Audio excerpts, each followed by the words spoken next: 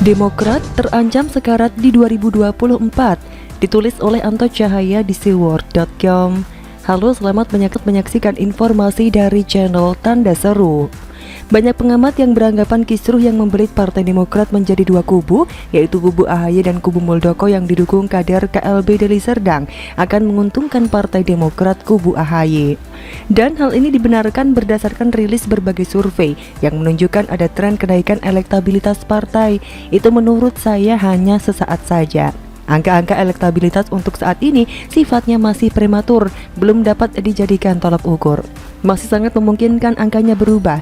Demokrat selama ini didukung oleh simpatisan dan suara pemilih mengambang yang menyukai partai yang eksis di luar pemerintah atau partai oposisi. Atau sederhananya, masyarakat yang tidak suka terhadap pemerintahan Jokowi merasa memiliki wakil melalui Partai Demokrat. Ceruk masyarakat yang tidak suka terhadap pemerintah memang cukup besar. Tapi perlu diingat, ceruk ini juga diperebutkan oleh partai lain selain Demokrat dan PKS. Ada juga partai yang bermain dua kaki, sebut saja Gerindra dan PAN. Kendati Gerindra dan PAN diketahui merapat ke pemerintahan Jokowi dengan masuk sebagai partai koalisi, tapi tokoh-tokoh politik mereka yang tidak dapat jabatan di pemerintahan masih terlihat vokal, semata untuk menjaga suara saja. Tak menampik jika mereka disebut munafik, kanan kiri oke, begitu kira-kira.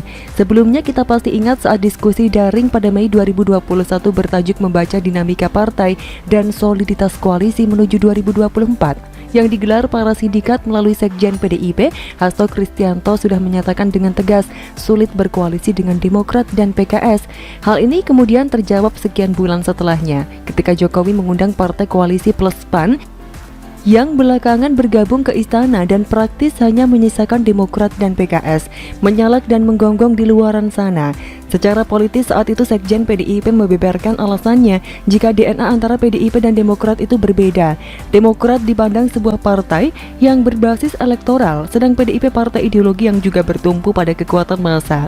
Sementara dengan PKS memiliki ideologi yang berbeda, sedangkan PDIP menekankan kesamaan ideologi jika ingin bekerja sama.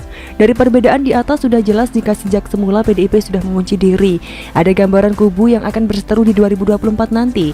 Meski kita juga pasti tak menampik jika antara Megawati Soekarno Putri dan SBY memiliki rekam jejak di masa silam yang kurang menyenangkan. Ditandai dengan pertarungan sebanyak 2 kali, yaitu pada Pilpres 2004 dan 2009 antara PDIP dan Demokrat terus berseteru dan berambisi menjadi penguasa sampai hari ini. Blunder terbesar bagi Partai Demokrat ketika mereka tidak mau mengamputasi dosa-dosa besar yang sudah mereka buat sejak kepemimpinan SBY sebagai presiden dengan banyaknya kader Demokrat yang masuk ke dalam penjara. Dan juga proyek-proyek di era SBY yang mangkrak dan menjadi prasasti abadi Bumi Pertiwi. Semestinya jika mereka berani membersihkan klan SBY atau minimal meminimais pengaruh SBY, maka Demokrat bisa tampil menjadi salah satu partai yang dapat diperhitungkan di 2024 dan mengembalikan kepercayaan masyarakat dengan darah baru. Tapi karena partai ini lebih menonjolkan nuansa SBY dengan tampilnya AHY, maka tak akan dapat dengan mudah keluar dari hukuman rakyat.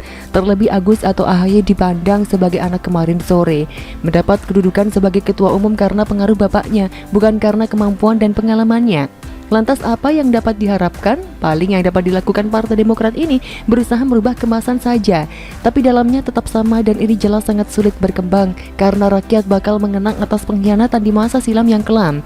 Ditambah kemudian kisruh antara kubu mayor AHY yang didukung bapak serta antek-anteknya selama ini yang berbicara nyaring di pemberitaan melawan kubu Jenderal Muldoko yang didukung kader Demokrat versi KLB Deli Serdang yang tak puas dengan politik dinasti yang diterapkan Demokrat dari SBY ke anaknya AHY. Tren ini jelas akan terus sengaja dijaga hingga mendekati 2024 nanti. Masuknya Yusril Iza Mahendra sebagai kuasa hukum Partai Demokrat versi KLB Deli Serdang adalah salah satu babak baru yang bakal lebih seru dan terus hangat. Maka tak keliru jika kemudian munculnya Yusril sebagai kuasa hukum kubu Muldoko membuat kubu AHY seperti tersengat listrik sekian juta megawatt saja. Mereka para kader Demokrat kubu AHY ramai-ramai membuli Yusril dengan berbagai pernyataannya yang tajam. Tampilnya seorang Yusril adalah salah satu skenario hebat dari kubu Muldoko. Minimal di awal telah sukses membuat kubu AHY dibuat kalap terlebih dahulu.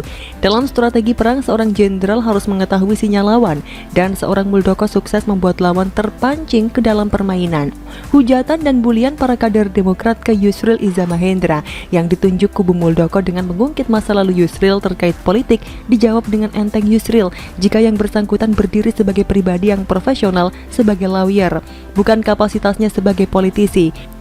Dilihat dari sisi ini, Yusril jelas menang telak dan menghantam kubu AHY. Lantas, bagaimana nasib Demokrat kubu AHY? Seperti yang kita ketahui bersama, Yusril tengah membangun fiksi terhadap SK Menteri Hukum dan HAM ihwal sejumlah pasal di ADART Partai Demokrat kubu AHY. Permohonan uji materi kubu Muldoko diajukan oleh Isnaini Widodo, mantan kader Partai Demokrat. Permohonan itu terregister dengan nomor perkara 39P/HUM/2021 pada 14 September 2021. Adapun pihak tergugat dalam permohonan uji materi ini adalah Menteri Hukum dan HAM Yasona Laoly. Mereka mendalilkan bahwa MA berwenang menguji ADART partai politik. Sebab kata mereka, ADART dibuat sebuah partai politik atas perintah undang-undang. Yusril menilai ada kekosongan hukum untuk mengadili ADART yang prosedur pembentukan dan materi pengaturannya bertentangan dengan undang-undang bahkan konstitusi. Saya menduga skenario ini sudah disiapkan sejak semula saat pemerintahan Jokowi mengakui kubu AHY melalui Menkumham Yasona Laoly itu sifatnya hanyalah sementara saja. Membuat jeda, selanjutnya sudah pasti ada celah untuk babak berikutnya. Maka muncullah nama Yusril di tengah pertarungan dua kubu yang berseteru. Demokrat versi AHY dan SBY bisa sekarat sebelum 2024. Mengingat fokus rakyat biasanya saat mendekati pemilu bukan partai tapi pada pemilihan presiden. Ini jauh lebih seksi daripada mengurusi partai itu sendiri. Ketika partai sibuk bangun koalisi, maka ada partai di luar koalisi yang akan sibuk cakar-cakaran di dalam partainya sendiri. Dan tentu saja energi Partai Demokrat pasti habis tak bersisa. Coba bayangkan saat mendekati 2024, Partai Demokrat yang mana yang akan dipilih oleh rakyat jika ada dua kubu yang saling jegal dan berebut pengakuan masyarakat Indonesia.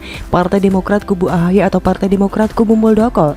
Dan saya menduga kedua kubu akan sangat sulit rekonsiliasi, terutama kubu AHY akan sulit menerima. Sebab jika itu terjadi, maka secara tidak langsung mereka telah kalah dan mengakui keberadaan mereka. Dan pada akhirnya Partai Demokrat lambat laun akan ditinggalkan simpatisannya. Rakyat akan memberi stempel besar jika Partai Demokrat bukan partai yang sibuk memperjuangkan kepentingan rakyat, tapi sibuk berebut kekuasaan. Riwayat di masa silam oleh rakyat sebagai pengingat, jika di dalam partai sendiri saja gontok-gontokan dan tak mampu mengatasinya, bagaimana mereka mampu menjadi pemimpin dan melayani rakyat Indonesia? Nah, itu salah satu poin penting yang sedang dimainkan oleh para kingmaker perpolitikan tanah air.